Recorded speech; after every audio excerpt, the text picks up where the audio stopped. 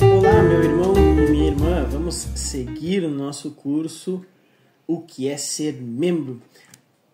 Lembrando, nós estamos agora vendo alguns versículos bíblicos que nos direcionam a entender que membresia, ter um rol de membros, ter um grupo de pessoas que se compromete a caminhar junto, é bíblico, tá? A gente já viu alguns. Agora, olha o que diz aqui em Hebreus 3:12.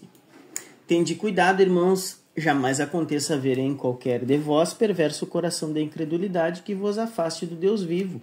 Pelo contrário, exortai-vos mutuamente, aqui em cima, cada dia durante o tempo que se chama hoje, a fim de que nenhum de vós seja endurecido pelo engano do pecado.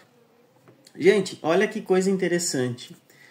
Vocês não acreditam que a membresia é um negócio, é uma coisa interessante, assim, ó, uma proteção na nossa caminhada espiritual?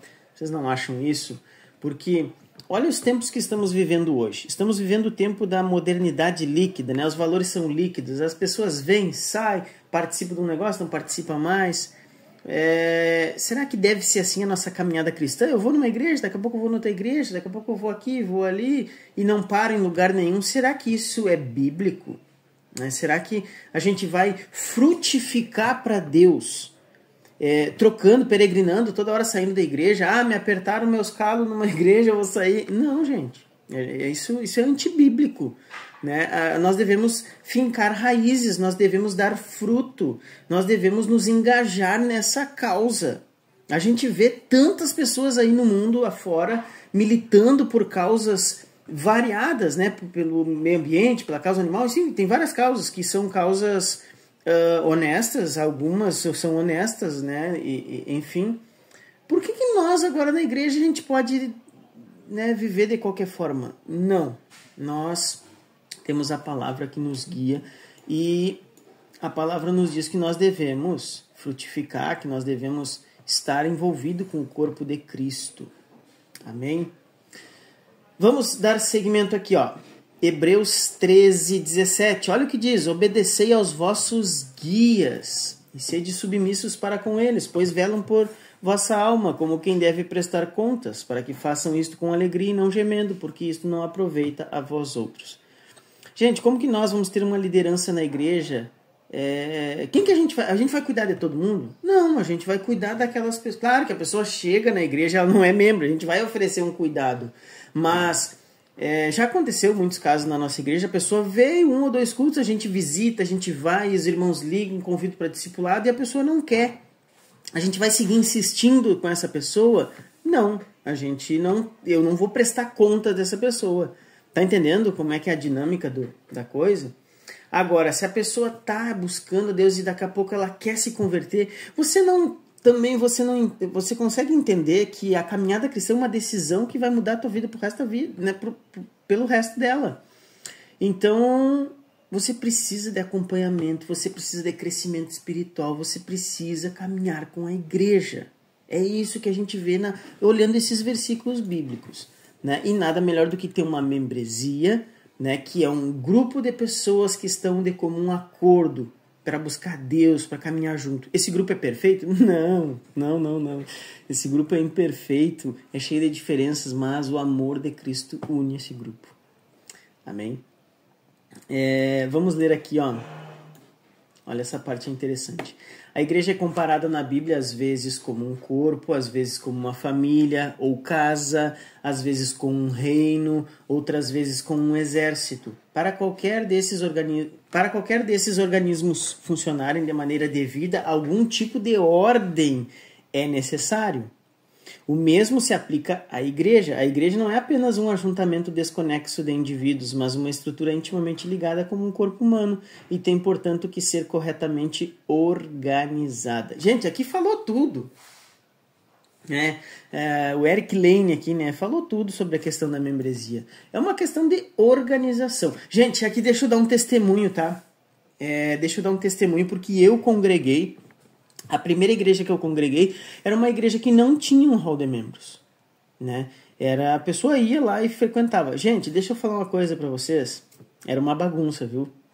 Era uma bagunça. Não se tinha discipulado, não se tinha acompanhamento, não tinha os mais velhos ensinando os mais novos, não tinha... Gente, era um terror. Era um terror. Faltava muitos versículos bíblicos aplicados ali naquela igreja, infelizmente. Então, eu sei o quanto é importante, eu vivi na minha caminhada cristã e sei o quanto é importante a membresia da igreja. Ok?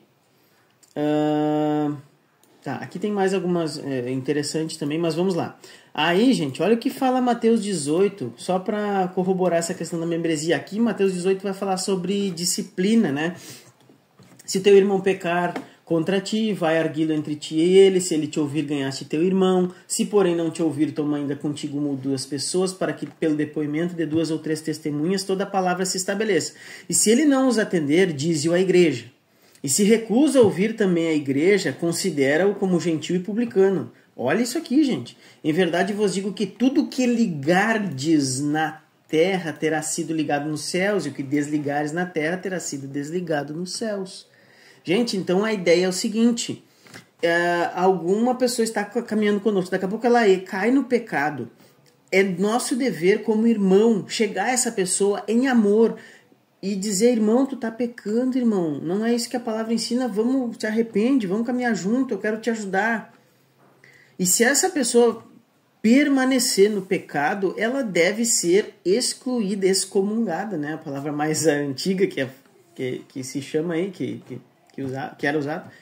E, mas que é isso, a igreja exclui gente. Sim, gente, olha o que diz aqui. O que ligares na terra terá sido ligado nos céus, e o que desligares na terra terá sido desligado nos céus. Então, a ideia aqui é a seguinte: se a pessoa diz que é cristã, mas permanece no erro, ela está comprovando pelas obras dela que ela não é cristã.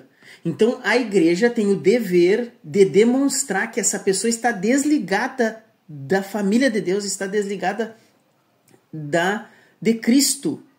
E aí a igreja desliga essa pessoa aqui na terra, tá? Nós vamos ver isso mais pra frente. Mas tá vendo como a importância de ter uma membresia? Como que a gente vai aplicar esse versículo se não tiver membresia, né? Se não tiver uma pessoa que entendeu o nosso propósito como igreja, caminha junto, né? Aí, se não tiver isso, como que a gente vai chegar e vai repreender essa pessoa? Enfim, gente, enfim. Tá?